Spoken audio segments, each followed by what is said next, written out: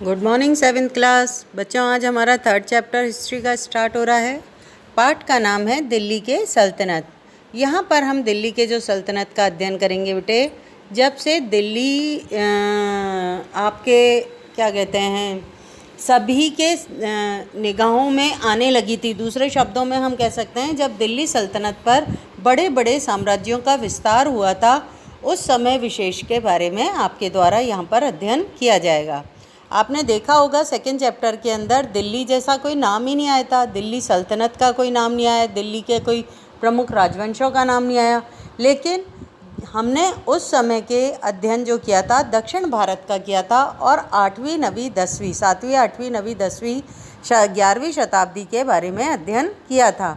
उस समय दक्षिण भारत के अंदर या जिन साम्राज्यों के बारे में चोल है, पाल है या चालुक्य हैं, या मुख्य रूप से कावेरी के आसपास के एरिया जो उपजाऊ था, वहाँ पर अपना आधिपत्य जमाने के लिए विभिन्न राजवंशों ने अपना मतलब प्रभुत्व बढ़ाने के लिए उस क्षेत्र पर कब्जा करना ज़्यादा उचित समझा था। लेकिन जैसे जैसे समय आगे बढ़ा था, 12वीं शताब्दी और 13वीं शताब्दी से दिल्ली सल्तनत महत्वपूर्ण होती चली गई थी।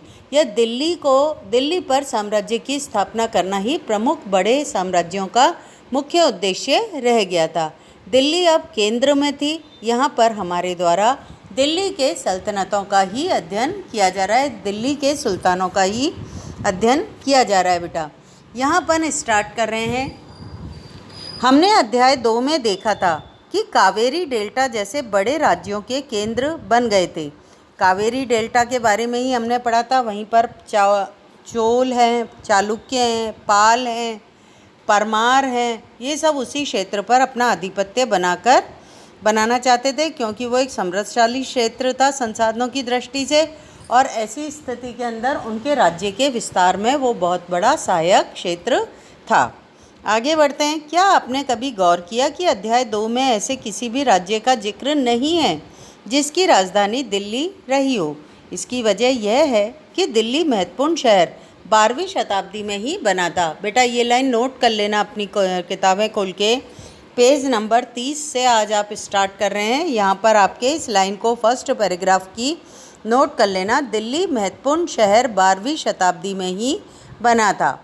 आगे बढ़ते हैं अपन। तालिका एक बेटा आपके नेक्स्ट पेज पर दे रखी है, इसके बारे में अपन बाद में बात करेंगे। आगे बढ़ते हैं। तालिका 1 पर नज़र डालिए। पहल तोमर राजपूत के काल में दिल्ली किस साम्राज्य की राजधानी बना था? देखो बेटा मैं तालिका पर ही लेकर जा रही हूँ आपको। यहाँ पर आप ध्यान से देखोगे तो ऊपर ही ऊपर राजपूत वंशों के नाम लिखे हुए हैं, और सबसे पहले बहुत लाइट से अक्षरों में आपको दिखाई दे रहा होगा तोमर जो है आरंभिक 12वीं शताब्दी जो 1165 तक का समय था हमारा, उस समय तक में तोमर वंश का यहाँ पर शासन था। तोमर वंश के प्रमुख शासकों में अनंगपाल का शासन माना जाता है, और अनंगपाल का जो शासनकाल था वो मुख्य रूप से 1130 से 1145 के मध्य में रहा था। मतलब उन्होंने 15 वर्ष तक दिल्ली में सल्तनत अपनी स्थापित की थी, यह साम्राज्य को किया था। ये तोमर वंश के थे। फिर उसके बाद हम आगे बढ़ते हैं। यहाँ पर आप देखोगे कि चौहान नाम दिखाई दे रहा होगा। तोमर वंश के लाइट अक्षरों में चौहानों का चाहवान नाम भी दिया जाता है। 1165 से 1192 ईस्वी तक चौहान वंश जो था मुख्य रूप से आपके दिल्ली में साम्राज्य स्थापित किया था इन्होंने, चौहानों ने। इनके प्रमुख शासक के रूप में पृथ्वीराज चौहान का नाम लिया जाता है। फिर प्रारंभिक तुर्की शासक आ गए। अपन तुर्की शासक के पढ़ने से पहले फिर से अपने पहले वाले पेज पर ही चलते हैं जहाँ पर अपन अध्ययन कर रहे थे बेटे। यहाँ पर आप देखोगे तालिका 1 पर नज़र डालिए। पहल तोमर राजपूतों के काल में दिल्ली किस साम्राज्य की राजधानी बनी थी? दिल्ली किस साम्राज्य की राजधानी बनी थी? तोमर वंश की राजधानी बनी थी। 12वीं सदी के मध्य में तोमरों को अजमेर के चौहानों, जिन्हें चहमान नाम से भी जाना जाता है, उन्होंने परास्त कर दिया था। तोमर और चौहान के राज्यकाल में ही दिल्ली साम्राज्य का एक महत्वपूर्ण केंद्र बन गई थी। इस शहर में बहुत सारे समृद्धशाली जैन व्यापारी रहते थे, जिन्होंने अनेक मंदिरों का भी निर्माण कराया था। यहाँ दहलीवाल कहे जाने वाले सिक्के भी ढाले जाते थे, जो काफ़ी अधिक मात्रा में प्रचलन में थे। ये दहलीवाल शब्द जो है ना बेटा, ये सिक्कों का नाम है, इसको नोट कर लेना। दिल्ली के अंदर ये 12वीं शताब्दी में बहुत अधिक प्रचलन में आए थे। 13वीं सदी के आरंभ में दिल्ली सल्तनत की स्थापना हो गई थी और इसके साथ दिल्ली एक ऐसी राजधानी के रूप में बदल गया जिस पर नियंत्रण इस उपमहाद्वीप के बहुत बड़े क्षेत्र पर फैला हुआ था। तालिका एक मतलब, फिर से अपन नेक्स्ट पेज पर चल रहे हैं, अभी पहले पढ़ लेते हैं। तालिका 1 पर फिर से नज़र डालिए और उन 5 वंशों की पहचान कीजिए जिनसे मिलकर दिल्ली की सल्तनत बनी थी। जिस इलाके को हम आज दिल्ली के नाम से जानते हैं, वहाँ पर सुल्तानों ने अनेक नगर बसाए थे। मानचित्र 1 को देखकर दहलीए कोहना, सीरी, जहाँपना को पहचानिए। देखो बेटा, यहाँ पर आपके एक चित्र बना हुआ है पहले ही पेज पर। यहाँ इस चित्र का आप अध्ययन करोगे तो देखो आपको मैं बताती हूँ, जहाँपना दिखाई दे रहा है, दहलीए कोहना दिखाई दे रहा है आपको, और सीरी, ये प्रमुख क्षेत्र जो हैं दिल्ली सल्तनत के जहाँपनाओं के द्वारा मुख्य रूप से नगर बसाए गए थे दिल्ली के अंदर। नेक्स्ट पेज पे चलते हैं। इस चार्ट का अध्ययन किया जाएगा हमारे द्वारा, जिसमें हमारे दिल्ली के शासकों के बारे में सामान्य जानकारी आपके दी हुई है। देखो, सबसे पहले हमारे राजपूत वंश जो था वो यहाँ पर दिल्ली के अंदर आया था। राजपूत वंश हमारे 1165 तक इसका शासन रहा था। इसमें प्रमुख रूप से हमारे तोमर वंश का नाम लिया जाता है। तोमर वंश का अनंग पाल जो था, जिसका शासन 1130 से 1145 तक के मध्य रहा था, वह मुख्य रूप से तोमर वंश की साम्राज्य का विस्तार करने में सहायक रहा था। तोमर वंश को अजमेर के चौहानों ने हरा दिया था और यहाँ पर दिल्ली पर चौहान वंश या चाहवान वंश की स्थापना हो गई थी। ये वंश की स्थापना 1165 ईस्वी से 1192 ईस्वी तक रही थी। चौहान वंश में पृथ्वीराज चौहान जो था वो महत्वपूर्ण शासक था। उसके द्वारा 1175 से 1192 तक का शासन किया गया था और उसके बाद इसी पृथ्वीराज चौहान का मोहम्मद गौरी के साथ भी 2 बार युद्ध हुआ था। 1191 के युद्ध में इसने गौरी को हरा दिया था और 1192 में परास्त हो जाने के कारण इसे मृत्यु को प्राप्त हुआ था। उसके बाद चौहान वंश यहाँ पर समाप्त हो गया। पृथ्वीराज चौहान की मृत्यु के साथ ही दिल्ली पर गुलाम वंश का शासन स्थापित हो गया। कुतुबुद्दीन ऐबक यहाँ का शासक बना था। कब? प्रारंभिक तुर्की शासक के अंतर्गत। ये जो तुर्की शासक दे रखे हैं गुलाम वंश के अंतर्गत बच्चों आते हैं आपके। कुतुबुद्दीन ऐबक जो था 1206 से 1210 तक इसने दिल्ली सल्तनत पर आधिपत्य किया था। इसका उत्तराधिकारी के रूप में इल्तुतमिश गद्दी पर बैठा था। इल्तुतमिश जो था, शमशुद्दीन इल्तुतमिश जो था 1210 से 1236 तक उसका शासनकाल रहा था। 1236 में इसकी मृत्यु के बाद, इल्तुतमिश की मृत्यु के बाद रजिया सुल्तान जो थी वो दिल्ली सल्तनत की शासक बनी थी। भारत के इतिहास में पहली महिला शासक रजिया सुल्तान को माना जाता है जो दिल्ली पर शासन स्थापित किया था, लेकिन इसे महिला होने के कारण अत्यधिक महत्वाकांक्षी थी, योग्य उत्तराधिकारी थी इल्तुतमिश की, फिर भी इसे महिला होने के कारण पूर्ण सपोर्ट नहीं मिल पाया अपने दरबारियों का और अपने सहायकों का, और जिसके कारण 1240 में इसको गद्दी से हटा दिया गया। गियासुद्दीन बलबन जो था इसका अंतिम महान प्रतापी शासक था गुलाम वंश का।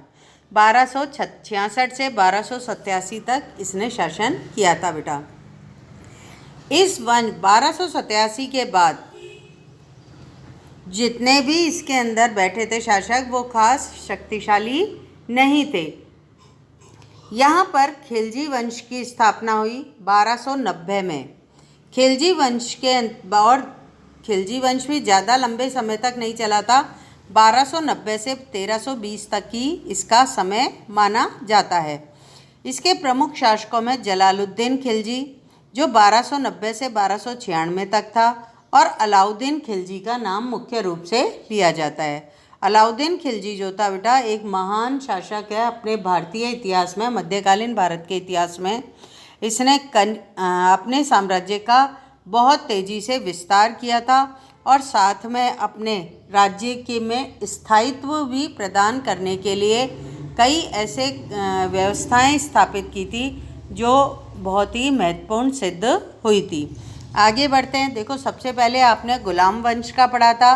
गुलाम वंश में प्रारंभिक तुर्की शासकों का अध्ययन किया। कुतुबुद्दीन ऐबक, शमशुद्दीन इल्तुतमिश, रजिया सुल्तान और गयासुद्दीन बलबन। उसके बाद आपने खिलजी वंश का पढ़ा। खिलजी वंश के अंदर आपने जलालुद्दीन खिलजी और अलाउद्दीन खिलजी का मुख्य रूप से देखा है। तीसरे नंबर पर जो वंश दिल्ली सल्तनत में स्थापित किया गया था वो था तुगलक वंश। तुगलक वंश के अंतर्गत जो 1320 से लेकर 1414 तक एक लंबा समय, मतलब दूसरे शब्दों में हम कहें 96 ईयर तक तुगलक वंश ने दिल्ली सल्तनत पर आधिपत्य जमाए रखा था। तुगलक वंश के प्रमुख शासकों के अंदर गयासुद्दीन तुगलक 1320 से 1324 तक ये रहे थे, इनका शासनकाल रहा था। मोहम्मद तुगलक 1324 से 1351 तक। मोहम्मद तुगलक का नाम विशेष रूप से इतिहास में लिया जाता है बेटा। इन्होंने दिल्ली की राजधानी तक को, दिल्ली को जो राजधानी थी साम्राज्य की, उसको भी चेंज कर दिया था। इसलिए एक तरह से ये इतिहास में विवादास्पद शासक के नाम से जाना जाता है। अभी आप डिटेल में जब पढ़ोगे तब आपको ये सारी जानकारियाँ प्राप्त होंगी। नेक्स्ट नंबर पे फिरोज शाह तुगलक का नाम आता है। फिरोज शाह तुगलक ने 1351 से 1388 तक यहाँ दिल्ली सल्तनत पर साम्राज्य की स्थापना की थी। तुगलक वंश के बाद यहाँ सैयद वंश आता है और उसके बाद लोधी वंश का नाम आता है। सैयद वंश के प्रमुख शासक जो थे खिज्र खान थे। खिज्र खान जो था बेटा, इसका शासन 1414 से 1421 तक चला था और इसकी मृत्यु के बाद कोई भी शासक सैयद वंश में प्रतापी नहीं हुआ और धीरे धीरे ये लोधी वंश के हवाले हो गई दिल्ली सल्तनत। लोधी वंश के प्रमुख शासकों में बहलोल लोधी का नाम लिया जाता है। 1451 से 1479, 90 से एक वर्ष पहले तक बहलोल लोधी का शासन यहाँ पर स्थापित था। ये चार्ट जो है आपको दिल्ली सल्तनत की सामान्य जानकारी दे रहा है बच्चों। दिल्ली सल्तनत जो मुख्य रूप से 12वीं सदी में जिसका उद्भव होने लगा था और तेज़ी से विस्तार होने लगा था, वहाँ पर मुख्य रूप से तोमर वंश के द्वारा ही तोमर जो राजपूत थे उनके द्वारा ही दिल्ली साम्राज्य का विस्तार किया गया था। तोमरों को मुख्य रूप से चौहानों ने हराया था। चौहान का प्रमुख शासक पृथ्वीराज चौहान था। चौहानों को परास्त करके ईरान से आए जो प्रमुख शासक थे, तुर्की शासक थे, कुतुबुद्दीन ऐबक, और इनके द्वारा साम्राज्य की स्थापना यहाँ पर की गई थी। कुतुबुद्दीन ऐबक के साथ यहाँ पर गुलाम वंश की स्थापना की गई। फिर उसके बाद यहाँ पर खिलजी वंश आया। खिलजी वंश के बाद तुगलक वंश का शासन स्थापित हुआ। फिर सैयद वंश का और लास्ट में आपके लोधी वंश का शासन स्थापित हुआ था। लोधी वंश के साथ ही दिल्ली सल्तनत समाप्त हो गई और फिर यहाँ पर भारत में मुग़ल साम्राज्य की स्थापना की गई थी बाबर के द्वारा। बेटा आज के लिए हम इतना ही पढ़ेंगे, कल हम इसके आगे का अध्ययन करेंगे। थैंक यू बेटा।